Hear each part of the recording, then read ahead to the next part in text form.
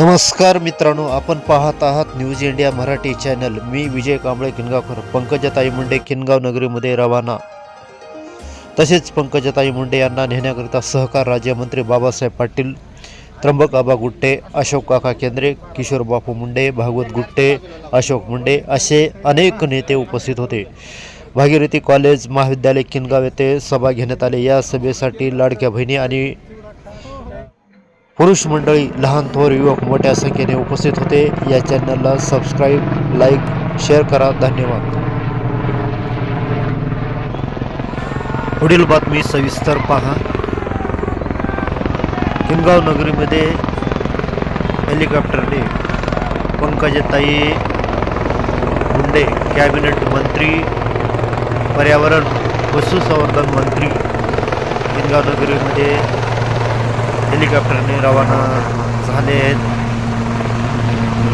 पंकजाताई मुंडे यांना नेण्यासाठी सर्व नेते मोठ्या संख्येने उपस्थित आहेत। भागीरथी कॉलेज महाविद्यालय या ठिकाणी सभेचं नियोजन लावलेलं आहे। या नियोजन सभेसाठी पंकजाताई मुंडे यांना नेण्याकरता महाराष्ट्र राज्याचे सहकार राज्यमंत्री बाबासाहेब पाटील, त्र्यंबक आबा गुट्टे, किशोर बापू मुंडे, अशोक मुंडे, अधिकृत उमेदवार भागवत भाऊ गुट्टे असे अनेक नेते उपस्थित आहेत। पंकजाताई मुंडे यांना नेण्याकरता भागीरथी कॉलेज येथे सभेचं आयोजन केलेलं आहे। भागीरथी कॉलेज येथे लाडक्या बहिणी मोठ्या संख्येने उपस्थित आहेत।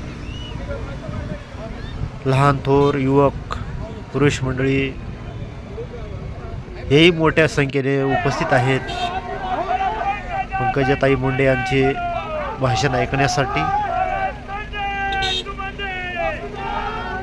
सध्या पंकजाताई मुंडे हेलिकॉप्टरने रवाना झाले आहेत।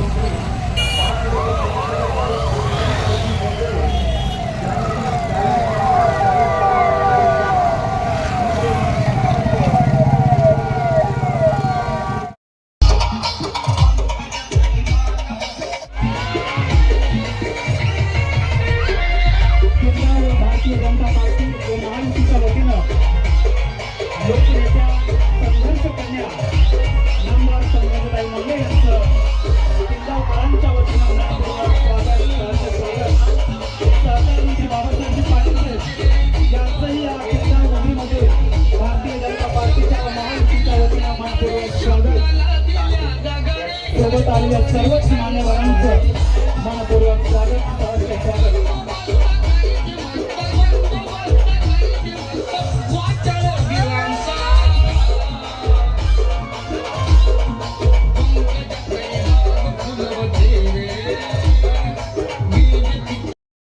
संघर्ष कन्या लोकनेत्या नामदार पंकजाताई साहेब व सहकार मंत्री नामदार बाबासाहेबजी पाटील साहेब या दोघांचंही किनगाव व भारतीय जनता पार्टी आणि महायुतीच्या वतीनं मनपूर्वक स्वागत। या ठिकाणी आपल्या सर्वांना मी विनंती करतोय, महाराष्ट्र राज्याचे उपमुख्यमंत्री, आपल्या सर्वांचे लाडके नेते नामदार अजितदादा पवार साहेब यांचा दुर्दैवी घटना झाल्यामुळं भारत माता की अमर रहे, अमर रहे, अमर रहे, अमर रहे। अजित दादाची पण घोषणा द्या, अमर रहे, अमर रहे, अजित दादा अमर रहे। प्रेम, सावधान।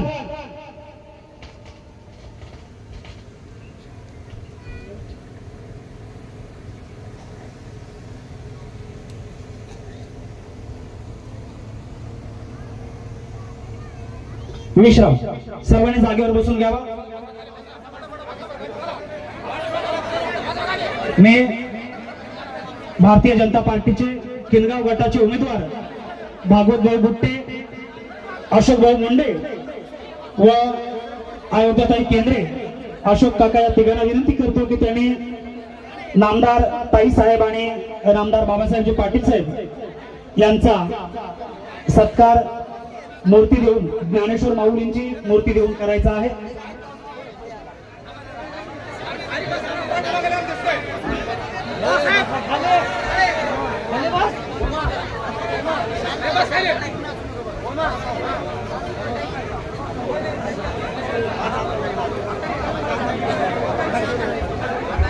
या सभेला संबोधित करण्यासाठी मी विनंती करतोय महाराष्ट्र राज्याचे सहकार मंत्री नामदार बाबासाहेबजी पाटील साहेब यांना विनंती करतोय की या प्रचंड अशा प्रचार सभेला आपण संबोधित करावं.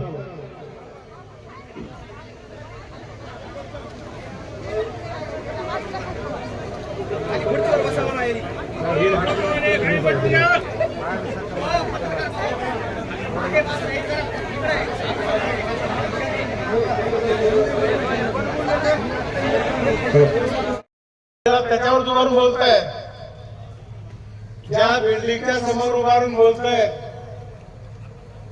आंधोळी आणि किनगाव मध्ये ताई गेल्या 19 मध्ये दादाच्या आणि देवाभाऊच्या सहकार्यामुळे, एकनाथ शिंदे साहेबांच्या सहकार्यामुळे आपण मधून रस्ता घेतला. 311 कोटीचा रस्ता सांगलीपासून आता इथे किनगावच्या जवळ आलाय. किनगावच्या गावामधून असा पुढे रेणापूरकडे जाणार आहे. मनाड नदी आमचे खूप मोठी नैसर्गिक देणगी आहे. मला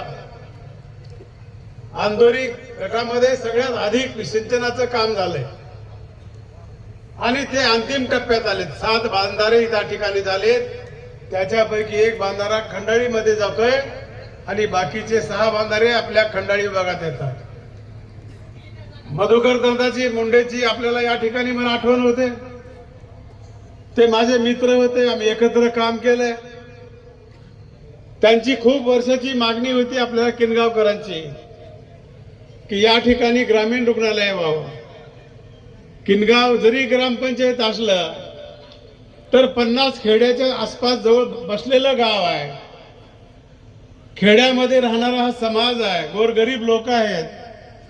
त्यांच्या आरोग्याची सोय म्हणून ताई 2019 मध्ये या ग्रामीण रुग्णालयाला मंजुरी दिलेली आहे. ज्या हेलिकॉप्टर आपलं उतरलं तिथं देखील आज आपण स्टेडियम उभा करतोय. अर्धवट आहे, अजून त्याला आपल्याला निधी देणार आहेत आणि दादानी त्याला देखील देण्याचं मान्य केलं होतं. ते उर्वरित पूर्ण करून घ्यायचं काम माझी जबाबदारी आहे.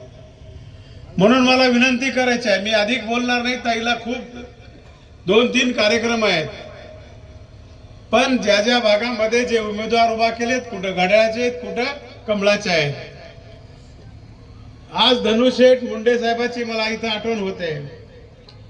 मागल्या वेळेस माझा फॉर्म भरून धनुशेठ त्यांचा नंतर भरला आणि आज तुमच्या समोर जी उभा आहे धनुजी मुंडे आणि पंकजा ताईच्या आशीर्वादामुळे मी आज उभा आहे.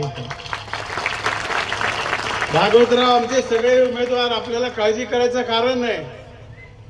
माझ्या प्रचारासाठी मुंडे साहेबांनी फॉर्म भरून पहिली काम केले त्यांनी आणि पूर्ण समाज माझ्या पाठीमागे उभा केला. हे आम्ही कधी विसरू शकत नाही. ताई देखील येणार होत्या, पण इतका त्यांचा शेड्यूल टाईट होता. न येता मोबाईल व्हॉट्सअपवरून जनतेला आवाहन केल्या की बाबासाहेब पाटील अहमदपूर मधून विधानसभेची निवडणूक लढत आहे, बाबासाहेब पाटलाला मतदान रूपी आशीर्वाद द्या. आता तर या तुमच्या कार्यकर्त्यासाठी आपल्या मला फोनवरून संदेश दिला तर मी मंत्री होऊ शकलो. आता हे भागवत, तू काळजी करू नकोस. गुंडरे साहेब, तुम्ही काळजी करू नका. रेखाताई, तुम्ही काळजी करू नका. आम्ही आहोत, ताई तुमच्या पाठीमागे आहे. पण हायगाई करायचं कारण नाही, पुढच्याला कमी समजायचं काही कारण नाही आहे.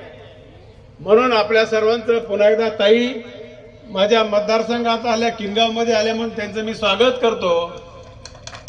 आणि 7 तारखेला आपल्या उमेदवाराला पॅनल टू पॅनल पंचायत समितीला जेवढं झालं तेवढं जिल्हा परिषदला झालं तेवढंच पंचायत समितीला मतदान सारख्या प्रमाणामध्ये टाकणं आणि कार्यकर्त्यांनी तसा प्रचार करणं हे महत्वाचं आहे. कुणाच्याही भूलथापाला बळी पडू नका. लोक येतील, ते काम करू शकत नाहीत, बोलून जातील, तुमच्या कोपऱ्याला गोळ लावतील. तो अनुभव खूप वेळेस तुम्ही घेतलाय, म्हणून अधिक काही बोलत नाही. 7 तारखेला आपल्याला ह्या सगळ्या उमेदवाराला मतदान रूपी आशीर्वाद देऊन आदरणीय दादाला या ठिकाणी मतदानाच्या माध्यमातून श्रद्धांजली अर्पण करावं एवढी विनंती करून माझे समितीच्या सर्वत्र निवडणुका चालू आहेत.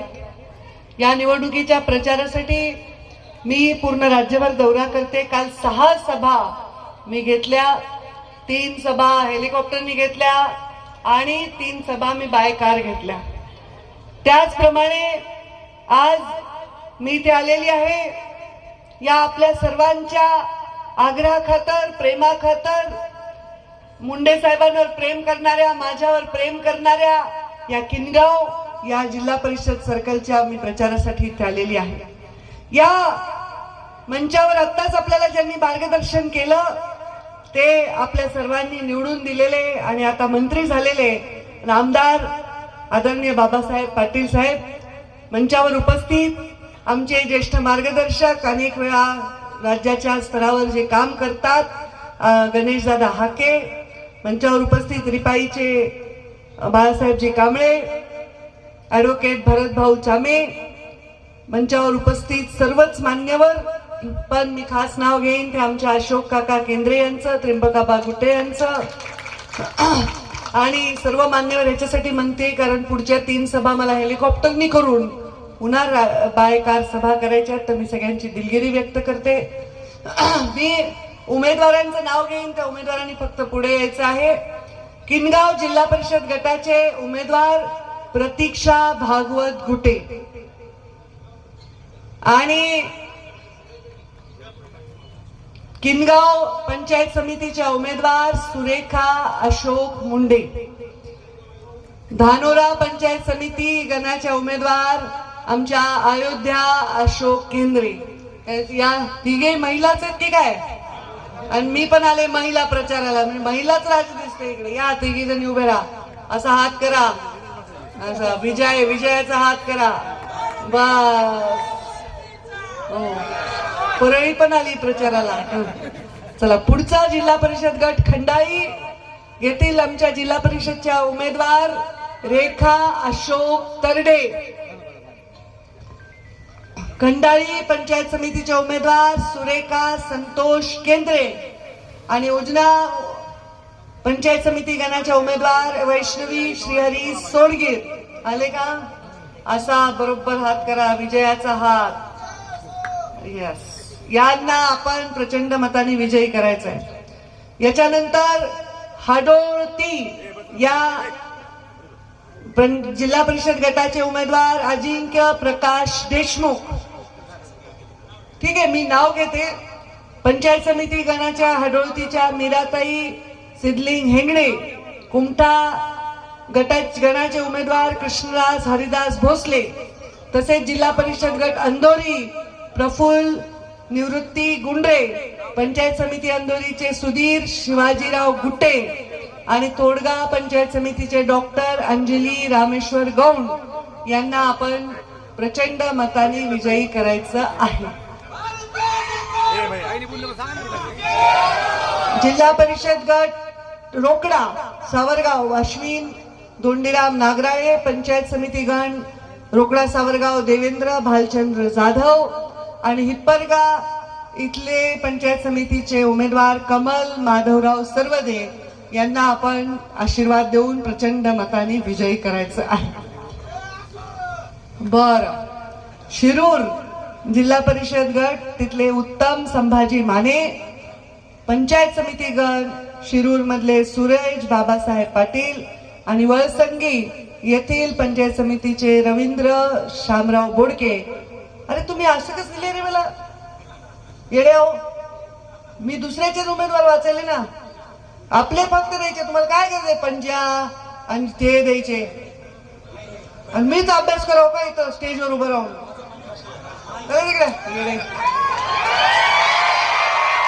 म्हणजे यांची काय अपेक्षा आहे, मी तर येऊन बघावं की कोण काय आहे का गैरतीपणा. बाबांनो, फक्त घड्याळ आणि कमळाला मत. गैरतीपणा करू नका. तुम्ही यांनी जरी केला असला तरी तुम्ही करू नका. आमची इथे युती आहे. बाबासाहेब पाटलांनी सांगितलं तेव्हा आम्ही व्हिडिओ कॉल करून, व्हिडिओचा मेसेज करून बाबासाहेबांसाठी मतं मागितले. ते म्हणाले, ताई ते प्रत्यक्षात आल्यात, म्हणजे उमेदवार माझे किती लाडके असतील हे तुम्ही जरा विचार करा. मी आज सकाळी माझं हेलिकॉप्टर बिघडलं. अर्ध्या लोकांच्या हृदयाचा ठोका चुकला असेल. हजारो लोक फोन करायले, मेसेज करायले. आमची आई तिकडून म्हणाली जाऊ नको, जाऊ नको, बाकी कोणी सभा घेई नाही, तुलाच काय अडलंय वगैरे वगैरे. तिला आपलं काळजी, तिला नेहमी वाटतं की आपलीच पोरगी सगळं काम करते. पण मी म्हणलं, माझं इथे सभा पक्षाची घेणं हे तर कर्तव्य आहे, पण हे उमेदवार हे माझ्या जीवाचे उमेदवार आहेत, माझ्या घरचे उमेदवार आहेत. आमच्या अशोक मुंबई पुण्यामध्ये राहिला अनेक वर्ष. मुंडे साहेबांच्या जाण्यापासून एखाद्या सावलीसारखा माझ्या समोर राहिला. त्या अशोकची पत्नी, आज त्यांनी ठरवलं की आता पुढचं आयुष्य पोरं जिथले तिथं झालेत, आम्हाला इथं राहायचंय. त्यांची पत्नी आपल्याकडे उभी आहे. आमच्या अयोध्यातही उभ्या आहेत. आणि गुट्टे उभं राहा तुम्ही तिघी परत एकदा तिथं जिथे आहे तिथं. हे बघा पुन्हा गडबड करतात. आता हे तीन, ह्या तिन्हीमध्ये तिघांचे चिन्ह काय काय तुम्हालाच विचारेल, स्टेजवरच्यांना विचारून फायदा नाही. बरोबर. बाजूचे आमचे उमेदवार आले ते उभे राहा, नावं द्या. आता यांची नावं सांगा तुमचे. प्रफुल्ल चंद्र पुंडे, यांचं चिन्ह काय बघा. आणि तुमचं चिन्ह काय? घड्याळ. अजून कोणी घड्याळ बाबा? इकडे हे घड्याळ, बरोबर ना? हे बघा, घड्याळ बघायचं, कमळ बघायचं, दुसरं काय बघायचंच नाही, हाणायचंच नाही दुसरं काय, बरोबर? यांच्यासाठी मी आले. आज मी पूर्ण काल सभा घेतल्या. सभा घेत असताना आम्ही वेगवेगळ्या मंचावर महामानवांचे पूजन करतो, छत्रपती शिवाजी महाराजांचं पूजन करतो, ज्यांच्यामुळे आपण या स्वराज्यामध्ये श्वास घेतो आहोत. त्या छत्रपती शिवाजी महाराजांचं पूजन केल्याशिवाय कार्यक्रम कसा पुढे जाईल? महामानव डॉक्टर बाबासाहेब आंबेडकर ज्यांनी राज्यघटना दिली, देशाला घटना दिली, आपल्याला संविधान दिलं, आणि गरीब आणि श्रीमंतीतला, मोठ्या आणि लहान्यातला, लहान जात मोठी जात हा भेद पूर्णपणे संपुष्टात आणून सगळे माणसं हे सारखे आहेत याच्या देशामध्ये असं सहिष्णू संविधान दिलं. त्या महामानव डॉक्टर बाबासाहेब आंबेडकरांचं पूजन केलं. नेहमीप्रमाणे आपल्या सगळ्यांचं महात्मा फुले, सावित्रीबाई फुले, पुण्यश्लोक अहिल्यादेवी, संत सेवालाल महाराज, असे सगळ्या ठिकाणी वेगवेगळ्या ठिकाणी वेगवेगळे फोटोचे पूजन करताना मुंडे साहेबांचा फोटो असतोच. मुंडे साहेबांना वंदन करताना अजूनही लोकांचे डोळ्याच्या कडा पाणावतात, आणि मुंडे साहेबांना आठवण करताना अजूनही मायमाऊली आपल्या डोळ्याला पदर लावते, माझ्याकडे बघत असताना आशीर्वाद देते, कारण ही आमच्या वाघाची लेक आहे. हे प्रेम लोकांचं आमचं. पण हे करत असताना त्यांच्या बाजूला एक फोटो जो आपल्याला कधीच अपेक्षित नव्हतं की अशा पद्धतीने येईल, ते म्हणजे स्वर्गीय अजितदादा पवार. मुंडे साहेबांचं जाणंही जसं अचानक झालं, पण अजितदादांचं जाणं जे झालं ते अत्यंत मनाला अत्यंत वेदना देऊन गेलं. आदल्याच दिवशी आम्ही कॅबिनेटमध्ये एकत्र होतो. आमच्या घराला एकाच भिंती आहे, पलीकडे देवगिरी आहे, इकडे रामटेकमध्ये मी राहते, आणि असं वाटलं नाही की ही वेळ त्यांच्यावर येईल. शत्रूवर पण अशी वेळ येऊ नये. मुंडे साहेबांचंही वय 63 वय होतं, अजितदादांचं काय 2-3 वर्ष मागे पुढे असेल. अकाली जाणे नेत्यांनी हे खूप मोठी पोकळी तयार करत असतं, आणि ही पोकळी भरून काढण्यासाठी असंख्य लोकांना स्वतःला रात्रीचा दिवस करावा लागतो, हाडाची काढं करावी लागतात, तेव्हा ती पोकळी भरून निघत असते. हे एवढं सोपं काम नाही. मुंडे साहेब जाणं जसं आपल्याला अजूनही 12 वर्ष झाले, मुंडे साहेबांना जाऊन 12वं वर्ष आहे. अजूनही मुंडे साहेबांचे पुतळे तयार होत आहेत, अजूनही मुंडे साहेबांचे स्मारक तयार होत आहेत, अजूनही मुंडे साहेबांच्या नावाने गावातल्या मंदिरामध्ये मुंडे साहेबांच्या फोटोची त्याची स्थापना होते. हो, जो आवडे सर्वांना तोची आवडे देवाला, असं म्हणला हा भाऊ. खरंच आहे. पण या जे देवाला आवडून गेले त्यांचे विचार आपल्याला पुढे चालवायचे. फार मोठा संघर्ष पुढे पेलायचा असतो, तेव्हा ते विचार आपल्याला चालवता येतात. आणि म्हणून मी इथे आले. गोपीनाथ मुंडेची लेख आहे. हेलिकॉप्टर मध्ये बिघाड झाला, सगळे म्हणले दौरा कॅन्सल करा, कॅन्सल करा, कॅन्सल करा. म्हणजे हे व्हेंटिलेटर वरच नाही का, मी कसं दौरा कॅन्सल करू? काहीही झालं तरी मी जाणार. शेवटी माझी आई म्हणली बापासारखीच जिद्दी आहे. लोकांसाठी जायचं म्हणलं तर ही कशाचीच पर्वा करत नाही. आणि मी घाबरतच नाही. कशाला घाबरत नाही? कारण तुमच्या आशीर्वादाचं बळ आहे, हे मला विश्वास आहे. ईश्वराची कृपा आहे. तुमची सेवा करायची आहे आणि हे कार्य कर्तव्य आहे माझं, की ज्यांनी माझ्यासाठी उभे राहिले. आज अशोकराव केंद्रे आमचा एवढ्या वर्षाचा संबंध आहे. मुंडे साहेब गेल्यानंतर त्यांच्या शाळेवर अनेक वेळा मी कार्यक्रम घेतले. तिथे सगळे सैनिक, ते सगळे पोरं जोरात कार्यक्रम घ्यायचे. आमच्या अयोध्यातही घ्यायच्या. सभापती झाल्यानंतर त्या आता हे गुट्टे आमचा तरुण मुलगा, नवीन मुलगा आलेला आहे, त्याला पण आपण संधी दिली पाहिजे. अशोक सावली सारखा माझ्या पाठीशी उभे राहिला, त्याची पत्नी उभी आहे म्हणून मी आले. कोणीही आपल्यावर प्रेम केलं, कोणीही आपल्या परिवाराचं सदस्य म्हणून राहिलं. जेव्हा अशी परिस्थिती होती की परिवार आणि लोक याच्यात मला भेदच करता येत नव्हता, अशा वेळी हे सगळे माझ्या पाठीमागे राहिले. मी माझ्या पुण्याईची गठडी त्यांच्या पाठीमागे ठेवली आहे. तुम्ही त्याचा सन्मान करणार आहेत का नाही? करणार आहेत का नाही? मतदान देणार आहेत का नाही? देणार ना? मग इथे मोठे माणसं दिसतात, टोपीवाले वगैरे, शेतकरी माणसं. तुम्हाला हात जोडून सांगते, तुम्ही या लेकरांना आशीर्वाद द्या. या तरुण आमच्या महिला आहेत त्यांना आशीर्वाद द्या. युवा बांधवांना सांगते, जोरात प्रचार करा. काही इकडे तिकडे बघू नका.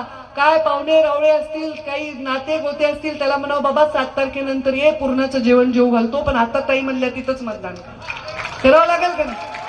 मी एवढं जीवावर उतरून आले तर त्याचा मान करावा लागेल का नाही? आणि या लाडक्या बहिणी आहेत का नाही? लाडक्या बहिणी कुणाच्या? हात वर करा बरं, कोण कोण आहे देवा भाऊच्या लाडक्या बहिणी?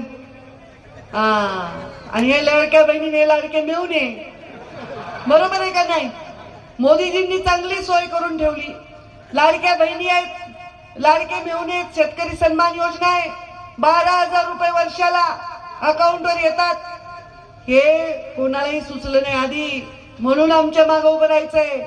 देशात आमची सत्ता आहे, राज्यात आमची सत्ता आहे, आता जिल्ह्यात सुद्धा आमची सत्ता आणायची आहे. त्याच्यासाठी आमच्या मागे उभं राहायचंय. या अहमदपूर मतदारसंघावर मुंडे साहेबांनी खूप प्रेम केलं, मीही प्रेम केलं. या अहमदपूर मतदारसंघावर मी ग्रामीण विकास मंत्री असताना जलसंधारणाचे बंधारे असो, मुख्यमंत्री ग्राम सडक योजना असो, 25-15 असो, ग्रामपंचायत कार्यालय असो, सगळ्या गोष्टी जशा परळीला दिल्या तशाच अहमदपूरला मी दिल्या. आताही सांगते, बाळासाहेब आमचे सहकारी आहेत, कॅबिनेट मंत्री आहेत, पण अहमदपूरची आता कोणती नदीचा उल्लेख केला आपण? मण्यार नदी. या मण्यार नदीच्या पुनर्जीवनासाठी मी तुमच्या पाठीमागे सक्षमपणे उभे राहू. आपण त्या मण्यार नदीचं पुनर्जीवन करू.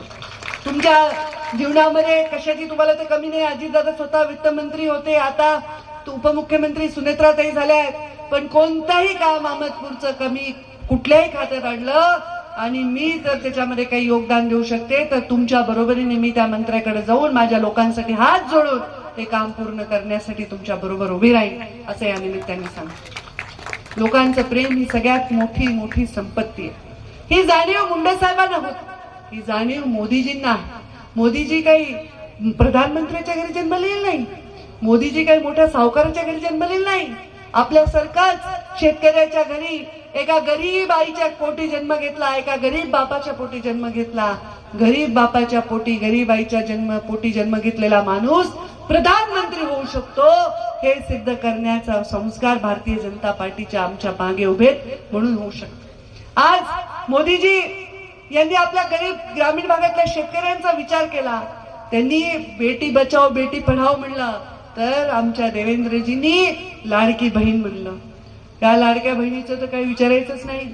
साधा किडका मिडका भाऊ असला तरी आपण कॉलर टाईट करतो, अरे माझा भाऊ येईल मग कळेल तुम्हाला.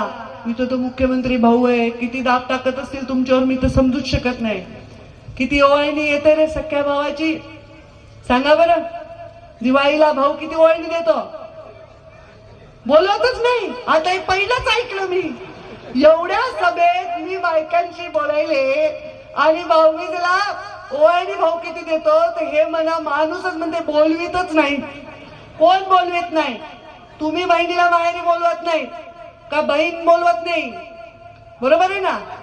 तुम्हाला राखी पौर्णिमेला भाऊ आला किती ओवाळणी देतो?